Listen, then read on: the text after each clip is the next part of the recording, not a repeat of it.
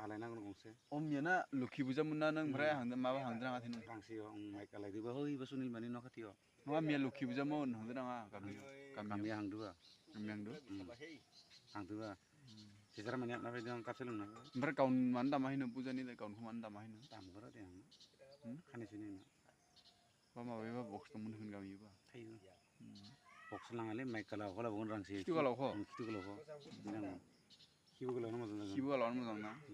नोंनि हाबाया खयता अमा बुथारगोन पासतासो बुथारनांगोन 5टा आरो बोरमा बोरमा 10ता 10टा आरो फारायाव आरो दाउ बुथारनांगोन फारायाव कयता फारायाव 12तासो बुथारनांगोन फारायाव 12टा आरो दाउआ कयता दाउआ 6टा बा थुगोन बे जायोना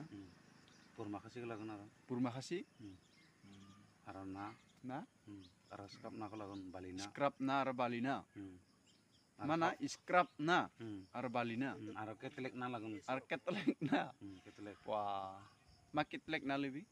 मा केटलेक ना खुसिया गिदिर गोलाव गोलावनो खुगा गहरा खुसिया गिदिर गोलाव गोलावनो खुगायानो तवल गाराव बेनि नानि जंसेट आरो जंसेट दाउ लाबावगोन हाजोनि मा दाउ हाग्रानि जंसेट दाउ लाना जंसेट दाउ उरायनायखौ जंसेट दाउखौबो जाहोगोन नों हाबायाव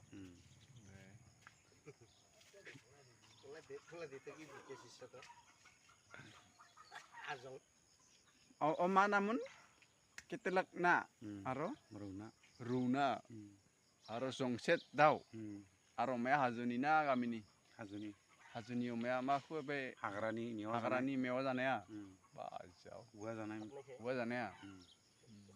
हाग्रानि औवा जानायखौ लाना फैनांगोन मेला मोनोबा हाग्रानि अमाया आरो बेनिफ्राय